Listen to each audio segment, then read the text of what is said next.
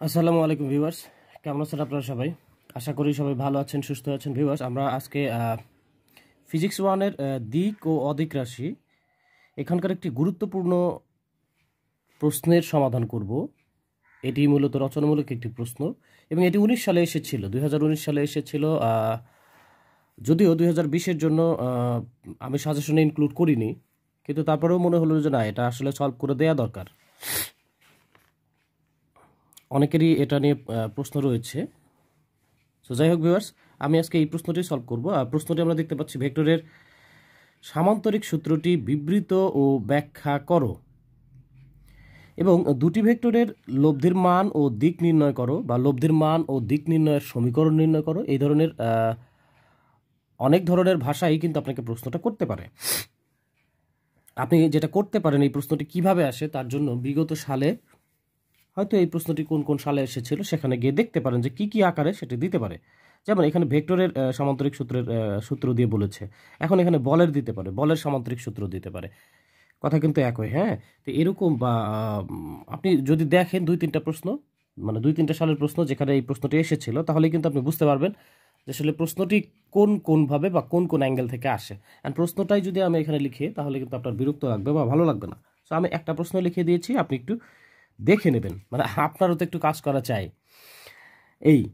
আর আসলে এই সূত্রটি বুঝতে গেলে, ভেক্টরের সামান্তরিক সূত্রটি বুঝতে গেলে বা এটি ব্যাখ্যা করতে গেলে আমাকে 3টি জিনিস লাগবে।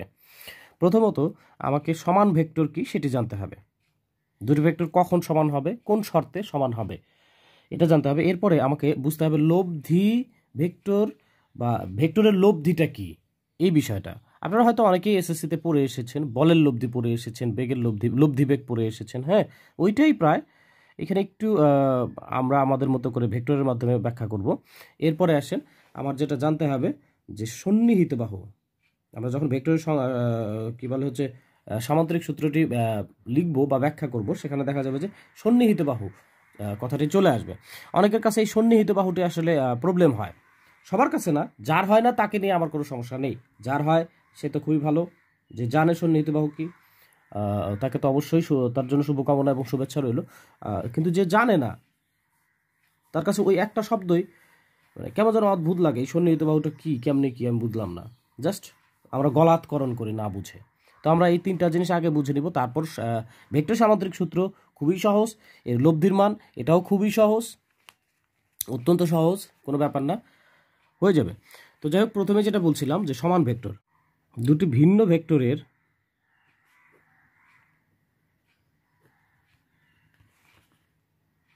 মান ও দিক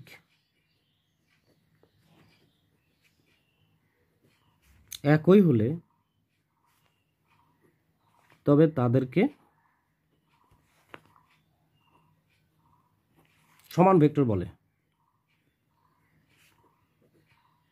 ওকে, আমরা তো সংজ্ঞাটা বুঝলাম, এখন আমরা একটু চিত্রে আঁকবো, একটু দেখব। যেমন ধরেন এটা একটা ভেক্টর পি, এর মান ধরে নিলাম বল দিয়ে 10 নিউটন।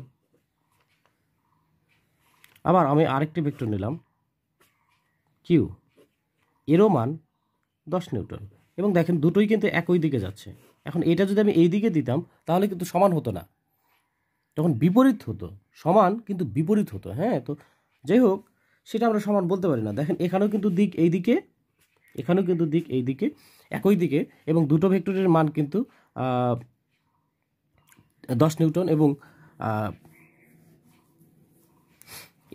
এটা মূলত একই সরলরেখায় ক্রিয়ারত দুটি ভিন্ন ভেক্টর, একই সরলরেখা বরাবর। কিন্তু এইটাই যদি আমরা একটু এইভাবে করি, ধরেন এইটা দিলাম আর এইটা দিলাম, দেখেন দুটোরই সংজ্ঞা অনুযায়ী দেখেন দুটোরই কিন্তু দিক একই। ধরে নিলাম এটা 5 নিউটন, এটা ধরে নিলাম 5 নিউটন, এটা ধরে নিলাম পি, পি না নিয়ে আপনি নেন হচ্ছে এম, আর এটা ধরে নিলাম এন। ফলে এখানে বোঝাই যাচ্ছে যে এম আর এন ভেক্টর দুটিও পরস্পর সমান, যেহেতু দিক একই। এখানে কিন্তু আবার একই সরলরেখা বরাবর হলো না। তো আমরা সমান ভেক্টরের ক্ষেত্রে আসলে এই দুটোই সমান বলতে পারি।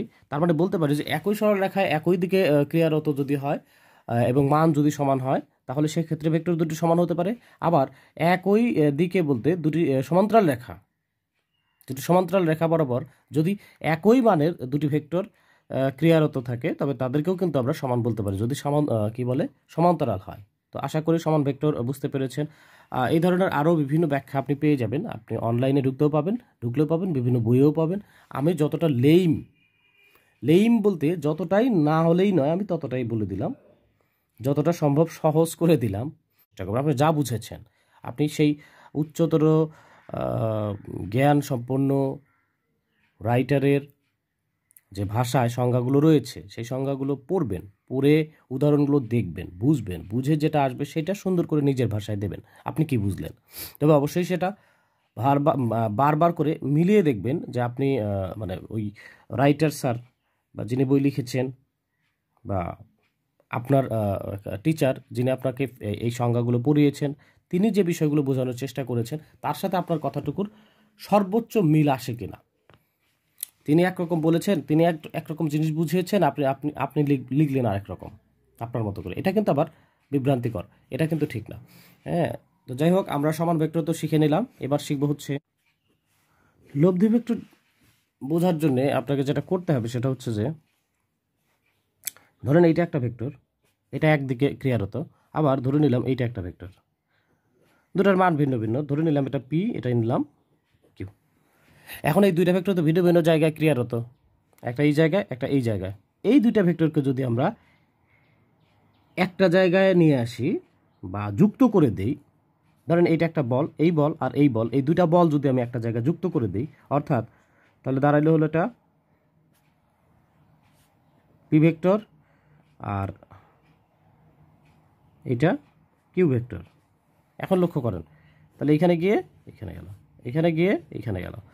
তো এই যে বিষয়টা, এইটার জন্য আমাদের নতুন যে আসলে বিষয় হলো এই যে পি এর ক্রিয়া আর কিউ এর ক্রিয়ায় একটা বস্তু যদি এই বিন্দু থেকে এই বিন্দুতে যায়, তা আসলে মূলত সে গেল কত দূর, তার মূলত দূরত্ব কতটুকু হলো। তো এই যে দুইটা ভেক্টর যোগ করায় তার যে ফলাফল, তার যে পরিণতি, এটিকেই বলা হবে রেজাল্ট্যান্ট বা লব্ধি। যেহেতু এটা ভেক্টরের লব্ধি তাই এটাকে বলা হবে লব্ধি ভেক্টর। তাহলে লব্ধি ভেক্টর কাকে বলবো, লব্ধি ভেক্টর কাকে বলবো?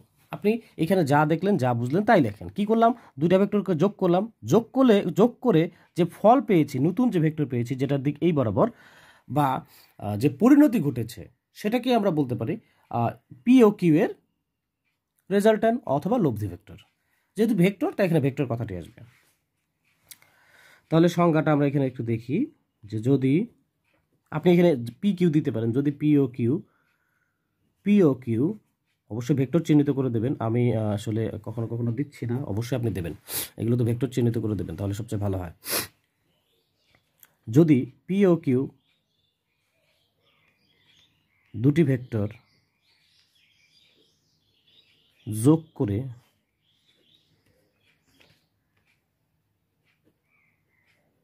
একটি নতুন ভেক্টর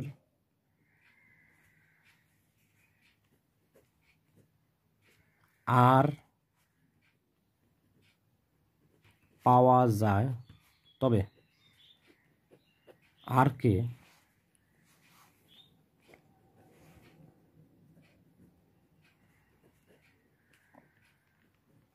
লব্ধি ভেক্টর বলে।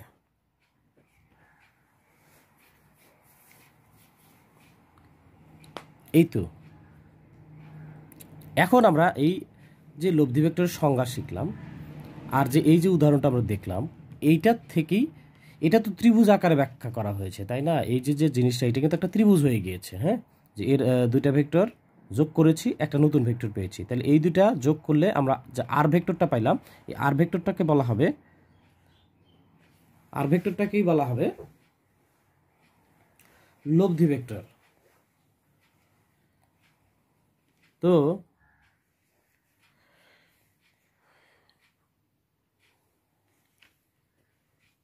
এখন আমরা ভেক্টরের সামান্তরিক সূত্রটি ব্যাখ্যা করব বা বর্ণনা করব।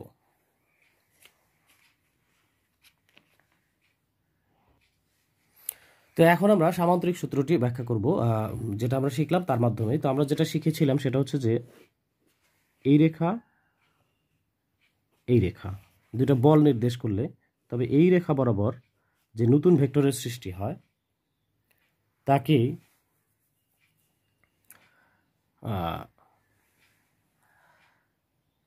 লব্ধি ভেক্টর বলে। আপনি যেটা করতে পারেন সেটা হচ্ছে আপনি এই বিন্দু বরাবর একটা রেখা আঁকেন, সমান্তরাল করে, এর সমান্তরাল করে একটা রেখা আঁকলাম, এবং অবশ্যই এটা যতটুকু এটাও ততটুকু নিলাম, অর্থাৎ মান একই সমান করে নিলাম।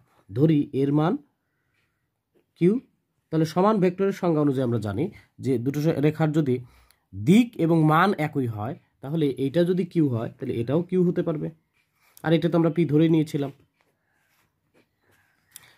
এই ক্ষেত্রে দেখেন, যদি আমি পি প্লাস কিউ ইকুয়াল আর লিখতে পারি তাহলে এইটার এটা তো সমান।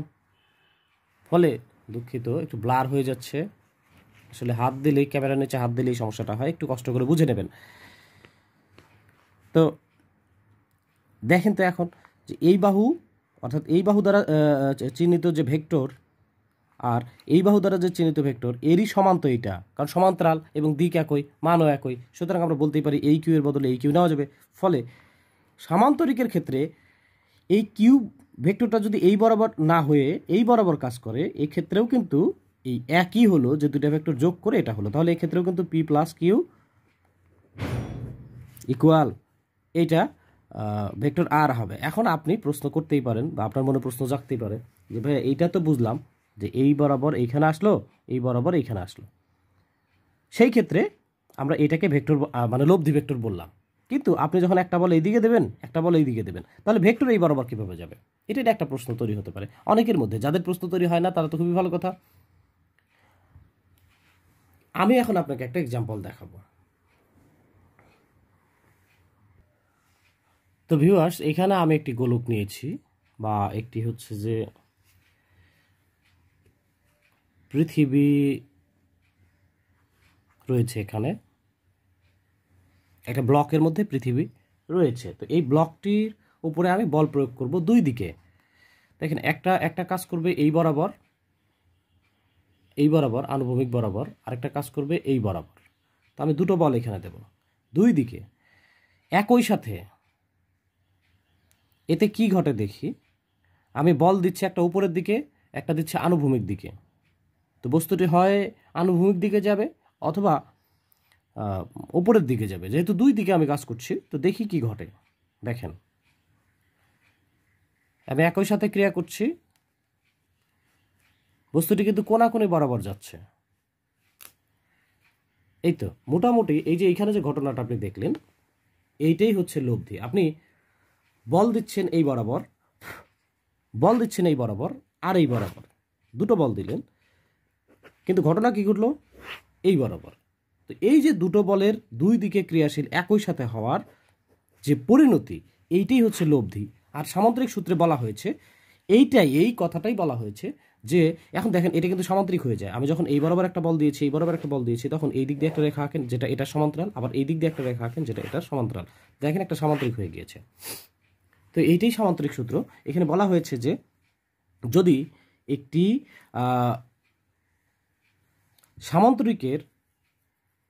সামান্তরিকের একটি বিন্দুতে বা বিন্দু থেকে উৎপন্ন দুটি সন্নিহিত বাহু, এখানে সন্নিহিত কথাটা এসেছে। এখন সন্নিহিত বাহু হচ্ছে একই বিন্দু থেকে উৎপন্ন দুটি বাহু, একই বিন্দু থেকে উৎপন্ন দুটি বাহু, যাদেরকে সন্নিহিত বাহু বলা হয়। তো আমরা দেখতেই পাচ্ছি এখানে একটা বিন্দু রয়েছে, ধরি এটা ও বিন্দু। তাহলে ও বিন্দু থেকে একটা রেখা গিয়েছে হচ্ছে এই বরাবর, আর একটা রেখা গিয়েছে এই বরাবর। এদের নাম অবশ্যই থাকতে পারে, সেটা পরে আমরা দেখব। কিন্তু কথা হলো যে এখানে যে আমরা মূল থেমটা বুঝবো সেটা হচ্ছে যে একটা সামান্তরিকের দুটি সন্নিহিত বাহু দ্বারা বা একটি বিন্দু থেকে উৎপন্ন দুটি সন্নিহিত বাহু দ্বারা চিহ্নিত দুটি ভেক্টর রাশির ফলে বা ভেক্টর রাশির লব্ধির মান নির্দেশ করবে হচ্ছে এদের কর্ণ। এই কর্ণটা এখানে, এই কর্ণ কথাটাই আসবে। আমরা যা দেখলাম তাই সূত্রটা এখানে স্ক্রিনে দেখাবো, অথবা আপনি বই থেকে পড়ে নেবেন বা আপনি নিজের মতো করে লিখে নেবেন, আপনার ব্যাপার। তো ভিউয়ার্স, এখানে বলা হয়েছে কোনো সামান্তরিকের একই বিন্দু হতে অঙ্কিত সন্নিহিত বাহু দুটি যদি কোনো কণার উপরে একই সময়ে, অবশ্যই এখানে একই সময়ে ক্রিয়ারত হতে হবে। হ্যাঁ, একই সময়ে ক্রিয়ারত না হলে, ধরেন পি ভেক্টরটি আগে ক্রিয়ারত হলো, কিউ ভেক্টরটি পরে ক্রিয়ারত হলো, সেই ক্ষেত্রে কিন্তু হবে না। হ্যাঁ, মানে সামান্তরিক সূত্র হবে না। তো সামান্তরিক সূত্রটা ব্যাখ্যা করার জন্য অবশ্যই একই সময় ক্রিয়ারত দুটি বল নিতে হবে বা দুটি ভেক্টর রাশি নিতে হবে। আর সেটা তার একটা সামান্তরিক তৈরি করলে তবে সামান্তরিকের যে কর্ণটা হয় সেই কর্ণটাই এই ভেক্টর দুইটার লব্ধি নির্দেশ করবে, সেটাই এখানে বলা হয়েছে। আপনি অবশ্যই দেখে নিয়েছেন। এটি হচ্ছে টেকনিক্যাল প্রকাশনের বই। হক প্রকাশনের বইয়েও কিন্তু হক পাবলিকেশনের বইয়েও সুন্দর করে দেওয়া আছে, শাহনাজ পাবলিকেশনের বইয়েও সুন্দর করে দেওয়া আছে। এছাড়া আপনি যদি বলেন যে না আমি ইসহাক স্যারের বই পড়বো, সেখানেও হবে। পদার্থবিজ্ঞানের যে কোনো জায়গায় যান এই সামান্তরিক সূত্র একইভাবে ব্যাখ্যা করা হয়েছে এবং খুবই সহজ, আপনি নিজেও এটা ব্যাখ্যা করতে পারবেন। দেখেন ভিউয়ার্স, এখানে ব্যাখ্যায় তারা যেটা বলেছে সেটা হচ্ছে এই সামান্তরিকের চিত্রটি তারা নিয়েছে।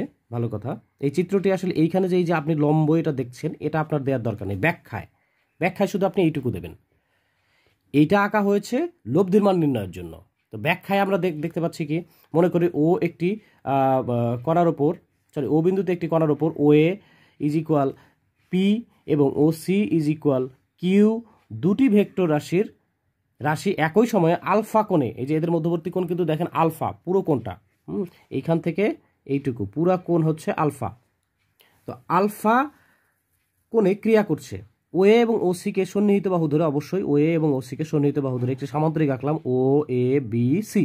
এই যে ও এ বি সি সামান্তরিক অঙ্কন করি এবং ও বি যোগ করি। এ সূত্রানুসারে উভয় ভেক্টরের ক্রিয়াবিন্দু ও থেকে অঙ্কিত কর্ণ ও বি হবে পি ও কিউ এর লব্ধি ভেক্টর আর। আপনি যেভাবে ভাষা দেবেন। এখন এরপরে আসেন, সেটাই এখানে লেখা হয়েছে। অতএব ও এ প্লাস ও সি, এই যে O A plus O C is equal O B, এই বাহু দুটার দরকার নাই।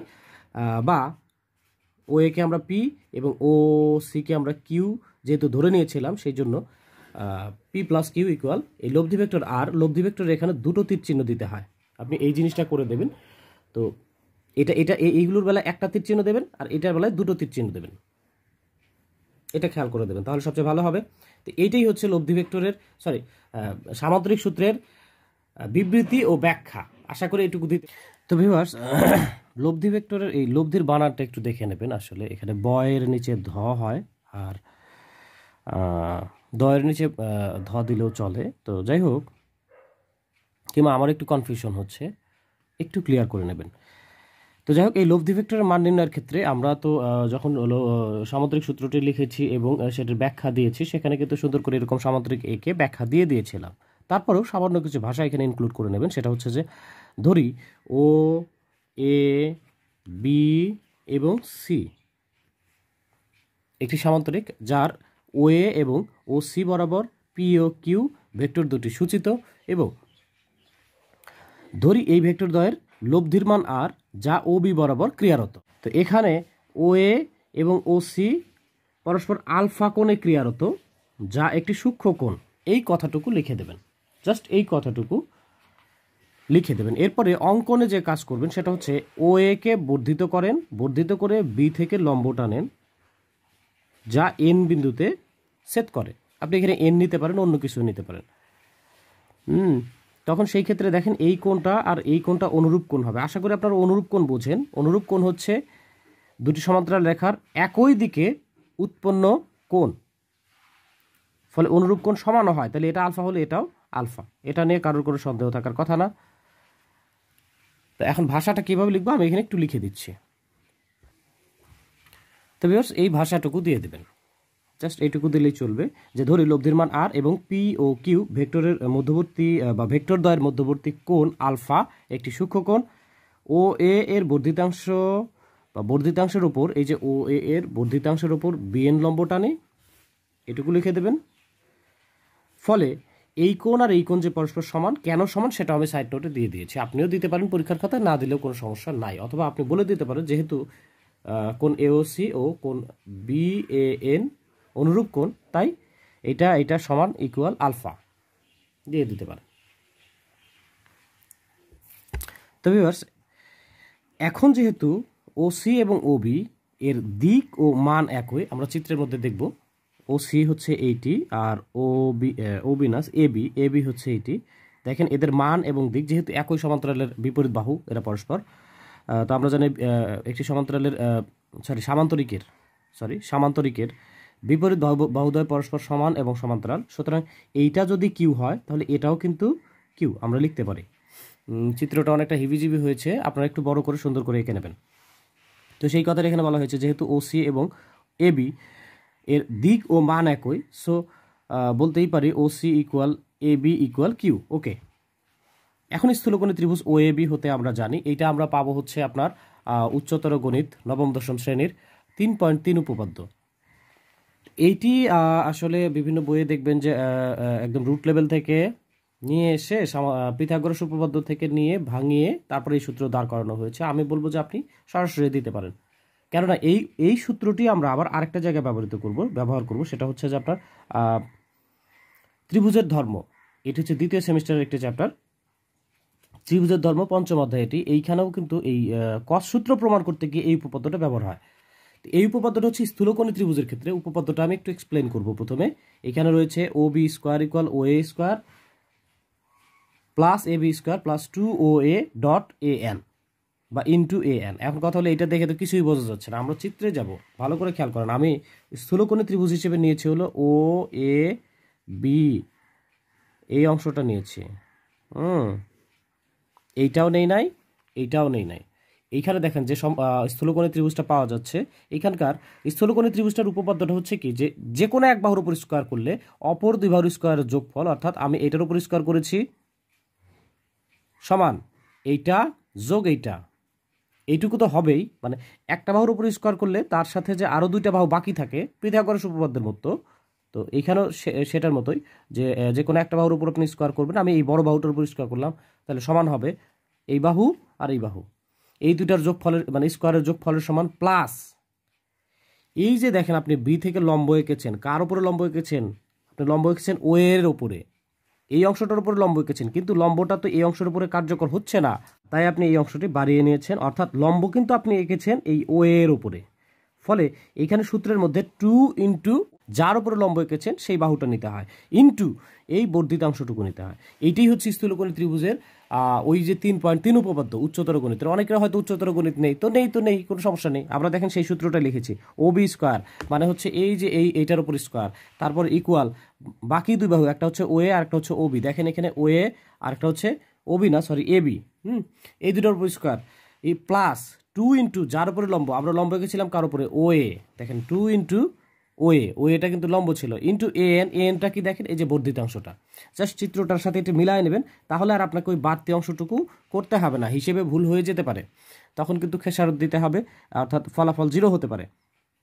তো সেই ক্ষেত্রে আমি বলবো যে আপনি এই জিনিসটা যদি চিত্রের সাথে একটু মিলিয়ে নেন, তাহলে আপনাকে এটা মুখস্থ করার কোনো দরকার নেই, জাস্ট এটা করলেই হয়ে যাবে। এখন এইখানে সমস্যা হচ্ছে ও বি এর মান আর বসিয়ে দিয়েছি, ও এর মান পি বসিয়ে দিয়েছি, এ বি এর মান কিউ সেটাও বসিয়ে দিয়েছি, এখানে ও এর মান পি সেটাও বসিয়ে দিয়েছি। প্রবলেম হচ্ছে এ এন এর কোনো মান আমার জানা নাই, এই এ এন এর মান কিন্তু আমার জানা নেই, সব কিছুরই মান জানা আছে, এই অংশটুকুর মান আমার অজানা। তো এই অংশটুকু আমি বের করব। এই যে ছোট একটি সমকোণী ত্রিভুজ দেখছি যার ভূমিস্থ কোণ হয়েছিল আলফা, যেটা আমরা আগেই লিখেছিলাম অনুরূপ কোণ বলে।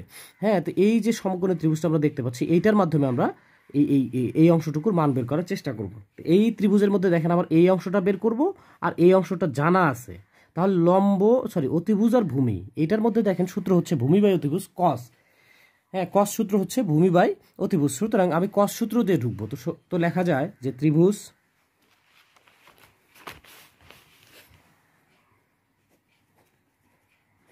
সমকোণী ত্রিভুজ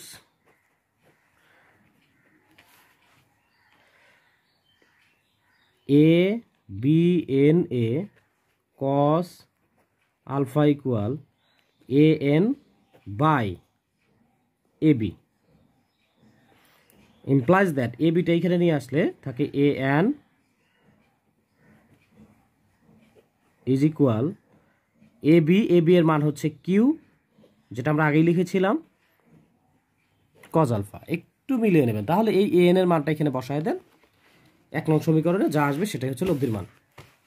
সো অতএব R square equal P square plus Q square plus 2p Q cos alpha. এইটাই হচ্ছে আমার কাঙ্ক্ষিত লব্ধির মান। এইখান থেকে আপনি যেটা করতে পারেন, এই স্কোয়ারটা পক্ষান্তর করেন, তাহলে আর ইজ ইকুয়াল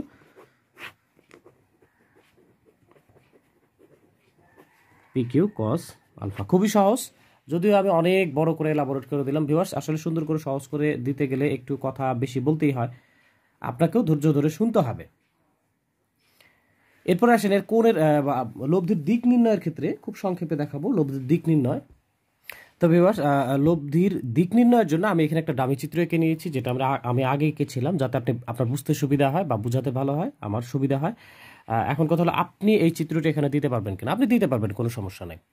হ্যাঁ, আপনি ডামি চিত্র ওইখানকার যা যা ছিল এখানে তুলে নিয়ে দেখাতে পারেন। দেখেন এখানে যেটা করেছি, ধরি পি এর সাথে আর ভেক্টরটি থিটা কোণ, এই যে এই কোণটা, আর এইটাই আমাকে বের করতে হবে। থিটা কোণ মানে এই বাহুর সাথে এটা কত ডিগ্রি অ্যাঙ্গেলে গিয়েছে, এটাই হচ্ছে দিক।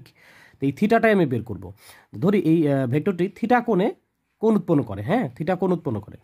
চিত্রে ওবিএন লক্ষ্য করেন, ওবিএন অর্থাৎ এই যে বড় ত্রিভুজটা মাঝখানে এই মনে করেন কিউ বাহুটা নাই, তাহলে কিন্তু একটা সমকোণ উৎপন্ন করে। এই কথাটা প্রথমে বলে দিয়েছি। তো এই সমকোণ ত্রিভুজে আমরা লিখেছি ট্যান থিটা, সূত্র ফেলেছি ট্যান থিটা ইকুয়াল লম্ব বাই ভূমি। এখানে দেখতেই পাচ্ছি লম্ব হচ্ছে বিএন আর ভূমি হচ্ছে ওএন। তো এই জিনিসটাই লিখেছি tan theta equal BN by ON. এরপরে ওএন ইকুয়াল লেখা যায় ও এ প্লাস এ এন, যেখানে ও এ এর মান পি আমরা জানি, এই যে পি বসিয়ে দিয়েছি। আর এই যে এ এন এর মান কিছুক্ষণ আগে আমরা বের করেছিলাম এর আগের যে হচ্ছে লব্ধির মান নির্ণয়ের ক্ষেত্রে। তো সেখানে আমরা দেখেছিলাম কিউ কজ আলফা, তো সেই মানটা এখানে আমি ব্যবহার করেছি। প্রবলেম বাধে এই বিএনটাতে, বিএন এর মান কত সেটা আমরা জানি না। তো সেটার জন্য আমরা আবার এই ছোট ত্রিভুজটাতে ঢুকবো, এই ছোট ত্রিভুজে যেটা ভূমিস্থ কোণ আলফা। তো এইখানে আমরা সাইন সূত্র প্রয়োগ করেছি, দেখেন সাইন সূত্র equal BN by A B. A B পক্ষান্তর করলে হয় এবি এর মান কিউ, এই যে কিউ সাইন আলফা যেটা আমি এই পাশে লিখেছি আর বিএনটা এই পাশে লিখেছি, একটু সাজিয়ে নিয়েছি আর কি। হ্যাঁ, তো এই বিএন এর মান কিউ সাইন আলফা এখানে বসিয়ে দিয়েছি যে। এরপরে দেখেন এইখান থেকে মূলত আমার থিটা বের করার দরকার, তো সেই জন্য অবশ্যই থিটা ইকুয়াল ট্যানটা পক্ষান্তর করে দেবেন। অথবা আপনি যদি এইখানে লেখেন ট্যান থিটা ইকুয়াল এটা, তাহলে এখানেও কিন্তু আপনি আনসার রেখে দিতে পারেন। এই জায়গা দিলে সবচেয়ে কমপ্লিট হয়। তো ইহাই হচ্ছে নির্ণয় দিক। আগেরটা হচ্ছে ইহাই নির্ণয় লব্ধির মান, আর পরেরটাতে লিখে দেবেন ইহাই নির্ণয় লব্ধির দিক। তো থ্যাংক ইউ ভিউয়ার্স, আশা করি বুঝতে পেরেছেন। ভিডিওটা যদিও লং করেছি, অনেক কিছু নিয়ে এসেছি এখানে, যদিও ছোট্ট একটি বিষয়। আপনি যদি দেখেন তাহলে অবশ্যই আপনার কাছেও সংক্ষিপ্ত হয়ে যাবে। আপনার এই হিসেবগুলো যেন সংক্ষিপ্ত হয়, এই জন্যই কিন্তু আমার এত কথা বলা। আপনি কিভাবে বিষয়টি সংক্ষিপ্ত করে নেবেন। সো থ্যাংক ইউ ভিউয়ার্স, ভালো থাকবেন, সুস্থ থাকবেন, আল্লাহ হাফেজ।